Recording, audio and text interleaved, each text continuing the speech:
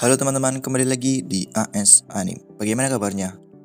Semoga baik-baik saja. Kita lanjutkan videonya. Kali ini kita akan bahas bab 6 di chapter 9. Judul sebenarnya adalah terlalu banyak berpikir. Oke, tanpa banyak basa-basi, kita langsung saja ke kontennya. Di bab ini, Rudeus mengaku bahwa dia menyukai Fitz. Dia selalu menemui Fitz 10 hari sekali. Karena saat itu Fitz selalu menganggur di hari liburnya. Dia hanya menghabiskan waktu untuk berdiam diri. Saat ini Fitz akhirnya berhasil menarik perhatian Rudy. Rudy sendiri mengakui bahwa dia menyukai gerak-gerik Fitz, seperti ketika Fitz menggaruk bagian telinga belakang atau saat Fitz meregangkan badannya. Selain itu, Rudeus juga suka dengan bau badan Fitz. Meskipun Fitz ada dalam kerumunan, Rudy selalu bisa menemukannya. Baginya, Fitz sudah melekat di ingatan dan hatinya. Fitz sebenarnya juga ragu dengan gender Sylvie. Dia penasaran apakah Sylvie itu laki atau perempuan. Dia ingin memastikan pertanyaannya agar dia juga tahu apakah dia benar-benar seorang homoseksual. Bahkan Rudy mengatakan dia tak keberatan menjadi seorang homo asalkan penyakit impotennya dapat sembuh. Rudy mulai menyelidiki jenis kelamin Sylvie. Dia pergi ke ruangan staf untuk mencari data siswa. Di ruangan itu ada seorang guru yang mengajar di kelas Sylvie. Rudeus menemuinya dan bertanya, tetapi guru itu malah terlihat takut pada Rudy. Ya, bagaimana gak takut ya? Soalnya Rudy ini bisa menghancurkan separuh tubuh Badigadi yang dijuluki Dewa Petarung hanya dengan sekali serangan. Pastilah semua orang yang mengetahui hal itu pasti akan takut. Melihat situasi itu, Rudy malah mengancamnya dengan konyol. Dia mengatakan, "Jika kau tidak bicara, bokongmu akan kusumpal dengan peluru batu yang tebal. Atau kau mau kujahili dengan sihir airku?" Tetapi meskipun sudah diancam, guru itu tetap diam. Akhirnya Rudy menyerah dan mengatakan bahwa dia hanya bercanda. Dia pun memutuskan untuk menemui wakil kepala sekolah Jinas. Dia berpikir, jika bawahannya tak mau bicara, maka temuilah bosnya. Begitulah pikirnya. Setelah sampai di ruangan kepala sekolah Jinas, Rudy langsung bertanya pada kepala sekolah. Tetapi kepala sekolah tidak mau memberitahu Rudy karena hal itu diatur oleh para petinggi. Rudy pun sempat berpikir, lupakan para petinggi dan jawab pertanyaanku, sialan. Begitulah kalimat yang ingin dikatakan Rudy, tetapi dia tidak berani berkata seperti itu setelah melihat wajah Jinas. Rudy mempersingkat pertanyaannya, setidaknya beritahu aku jenis kelaminnya, begitu kata Rudy. Mendengar perkataan Rudy, wakil kepala Jinas menunjukkan senyum pahit pada Rudy. Dia pun terdiam semenit gak ngapa-ngapain. Dan akhirnya dengan ekspresi ragu, dia menjawab, Fitz adalah laki-laki. Rudeus akhirnya tak dapat informasi apa-apa. Dia hanya mengingat kepala sekolah Jinas mengatakan bahwa mereka seperti Carrera. Tetapi jika Fitz dan Ariel perempuan dan Luke satu-satunya lelaki, maka seharusnya kepala sekolah Jinas mengatakan Kanojora. Ya, Carrera yang dimaksud adalah sebutan bagi kelompok orang yang lebih banyak pria, sedangkan Kanojora adalah sebaliknya. Rudeus akhirnya menganggap itu hanya sebuah permainan kata. Lalu Rudy memutuskan untuk pergi ke perpustakaan. Di sana dia memikirkan Fitz. Dia berandai-andai, meskipun Fitz seorang wanita, dia ragu untuk menyatakan cinta. Hal itu disebabkan Rudy sadar bahwa gajahnya tidak bisa menyemprotkan jus lelaki. Kepala Rudy penuh dengan nafsu duniawi, tapi dia tak bisa berbuat apa-apa. Rudy membulatkan tekadnya. Selama gajahnya tidak bisa bangkit, dia tidak akan pernah melakukan ini itu pada Fitz. Rudeus sepertinya trauma. Sebelumnya, dia sering mengecewakan wanita karena gajahnya. Tiba-tiba bahu Rudy ditepuk dan Fitz menempelkan dagunya ke bahu Rudy. Melihat muka Fitz, Rudy kaget dan jatuh. Fitz mencoba menolong Rudy, tetapi karena Fitz tidak kuat, dia malah ikutan jatuh dan menindih Rudy. Rudy tidak sadar bahwa dia telah memeluk Fitz. Rudy pun memindahkan tangannya ke pinggangnya. Dia berpikir ini bukanlah pinggang seorang laki-laki. Lalu Rudy juga mengatakan bahwa meskipun pantatnya tepos, tetapi empuk. Dan berita baiknya pada saat itu adalah gajah Rudy meraung-raung. Rudy bertanya, Jadi Fitz Senpai itu cewek ya? Begitulah kata Rudy. Fitz terlihat dengan ekspresi terperangah dan mulutnya gagap tanpa suara. Akhirnya dia menggelengkan kepala dan berkata, "Kau salah, aku adalah laki-laki." Lalu Fitz bangkit, berbalik, kemudian berlari pergi. Setelah itu Rudy bangkit. Dia melihat ada buku yang tercecer.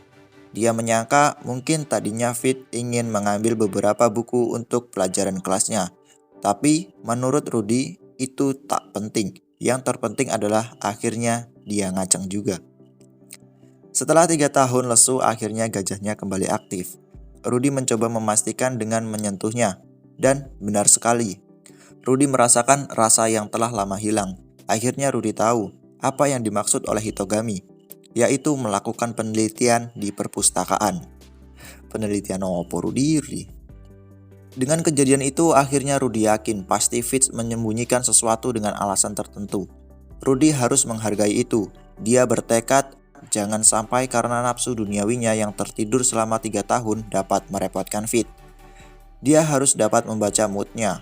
Rudy baru sadar, seharusnya tadi dia mengatakan, "Aku akan jaga rahasiamu, tapi nanti malam datanglah ke kamarku." Tetapi Rudy kembali sadar bahwa Fitz telah banyak membantunya. Jadi dia tidak enak jika harus mengatakan itu. Rudy juga membayangkan Fitz hanya mengenakan pakaian dalam saja, dan itu kembali membangkitkan gajahnya.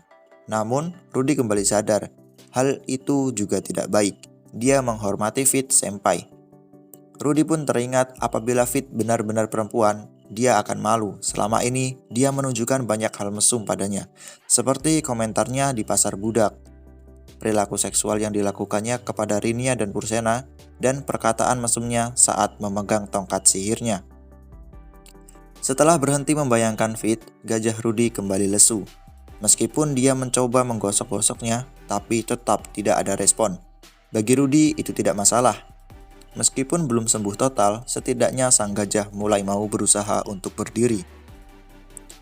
Rudy memutuskan untuk kembali ke kamar. Dia berencana untuk kembali mengingat sensasi ketika meraba Fitz tadi. Oke, momen berpindah ke ruangan Ariel. Di sana, Fitz kembali datang sambil menangis. Ariel berkata bahwa Sylvie selalu curhat dengannya, seperti saat Sylvie ke pasar budak bersama Rudy, dan Rudy menunjukkan kejantanannya pada Sylvie. Itu pertama kalinya Sylvie melihat pria telanjang. Sylvie juga pernah melaporkan kasus di mana Rudy marah pada Rinia dan Pursena karena telah merusak barang berharganya. Lalu, Rudy pernah menyuruh Sylvie membantu penelitian sambil mendesah. Ada juga ketika Rudy bertanya padanya tentang permasalahan cinta. Pada saat itu, Sylvie jadi khawatir jika Rudy jatuh cinta pada gadis lain.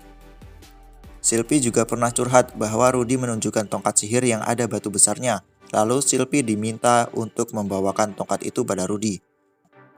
Pernah juga Sylvie memuji betapa kerennya Rudy saat bertarung dengan Badigadi. Sylvie juga pernah cemburu saat melihat Rudeus melakukan penelitian dengan Nanahoshi. Pada saat ini, dia menangis karena telah berbohong tentang gendernya. Merasakan hal itu, Ariel merasa lelah. Ya, Ariel berharap Sylvie cepat mengungkap identitas aslinya. Saat ini, kesan Ariel pada Rudy sudah berubah. Awalnya, Ariel menganggap Rudy adalah seorang pengecut. Tapi sekarang, hanya dengan berhadapan dengannya saja, Ariel merasa bahwa Rudy adalah pria yang sangat kuat. Hal itu tak luput dengan pencapaian Rudy yang berhasil menjadikan Miko dari kerajaan Shirone sebagai bawahannya. Rudy juga berhasil menjinakkan 2 putri bangsawan ras hewan, Rinia dan Pursena, serta berteman dengan Cliff yang sejatinya merupakan cucu paus dari kerajaan Melis. Dia juga berteman baik dengan Raja Iblis legendaris abadi, yaitu Badigadi. Bahkan Badigadi mengakui kehebatannya. Dan satu lagi, Rudy bisa bekerja sama dengan Nanahoshi, padahal Nanahoshi pernah menolak ajakan Ariel untuk bergabung dengan fraksinya. Ariel memang berusaha mengajak semua siswa khusus untuk bergabung dengan fraksinya. Ariel merasa tidak mudah untuk merekrut mereka semua karena egonya berbeda-beda. Tetapi Rudeus dapat dengan mudah berteman dengan para siswa khusus.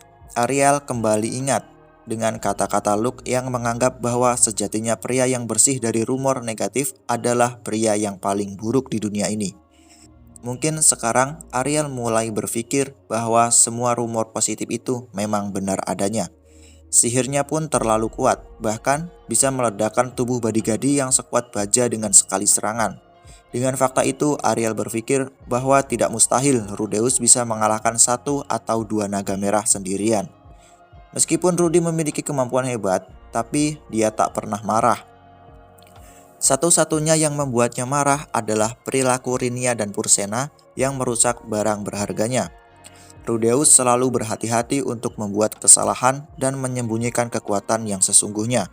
Ariel sebenarnya sempat curiga pada Rudeus. Dengan kekuatan seperti itu, mungkin saja Rudy punya niat buruk pada Sylvie. Tetapi Sylvie selalu berkata bahwa Rudeus adalah pria yang baik. Mungkin hal itu karena Sylvie sudah tahu sifat asli Rudeus. Ariel jadi ragu untuk menjadikan Rudy sebagai target sekutu fraksinya. Dia memikirkan Sylvie. Ariel sadar bahwa Sylvie membantunya bukan karena dia seorang bangsawan yang telah bersumpah setia padanya, tetapi Sylvie hanya gadis biasa yang membantunya atas dasar persahabatan. Dengan begitu, Ariel tidak ingin Sylvie sampai berkorban darah untuknya. Dia ingin Sylvie menjadi gadis biasa. Meskipun Ariel tahu bahwa Sylvie pasti menolaknya, tapi mungkin rasa cintanya pada Rudy dapat menjadi alasan yang tepat. Begitulah pikir Ariel. Meskipun Ariel meragukan cinta Sylvie, dia merasa bahwa hubungan Rudy dan Sylvie tidak ada perkembangan. Tadi Rudy mulai menyadari bahwa Fitz itu perempuan, tetapi Fitz membantahnya. Menurut Ariel, Rudeus adalah laki-laki bebal dan Sylvie adalah perempuan yang tidak mempunyai kepercayaan diri. Jika terus begitu, hubungan mereka tidak akan pernah maju. Akhirnya Ariel memutuskan untuk mendukung cinta mereka. Dia memberi Sylvie semangat agar berani mengungkapkan identitas asli pada Rudeus.